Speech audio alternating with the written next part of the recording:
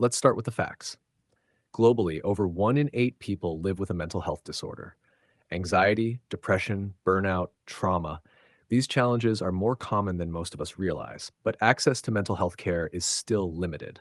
Therapists are expensive, wait lists are long, and in many parts of the world, mental health is still stigmatized. That's where AI is starting to step in, not to replace therapists, but to support the mental health system in new and sometimes surprising ways.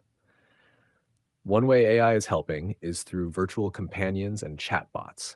Tools like Wobot and WISA use techniques from cognitive behavioral therapy to talk with users, check in on how they're feeling, and suggest ways to manage anxiety or stress. They're not trying to be therapists, but they're available 24/7 without judgment and can genuinely help people feel less alone. Another big role AI plays is in behavior and mood tracking. These tools analyze patterns like sleep, typing habits, even voice tone to detect early signs of depression or mania. This kind of insight can be life changing for people managing long term mental health conditions. AI can also offer personalized mental health support.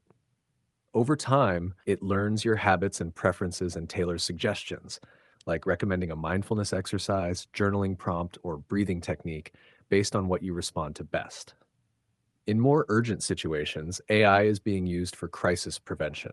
For example, some platforms can detect language patterns that suggest suicidal ideation and alert emergency services or connect users to a crisis line. It's a controversial use of tech, but in some cases, it has saved lives. AI isn't just helping users, it's helping therapists too. AI can analyze therapy session transcripts, track a client's emotional progress, and suggest evidence based interventions, acting like a smart assistant in the background. But despite all these advances, AI isn't perfect. First, it's not a replacement for a human therapist. No matter how smart the algorithm, it can't replicate real empathy or understand complex human emotions the way a trained professional can. Second, there are serious concerns about privacy. Mental health data is incredibly sensitive, and not all apps protect it well. Before using any tool, it's important to understand how your data is stored and used. Third, AI can be biased or simply wrong.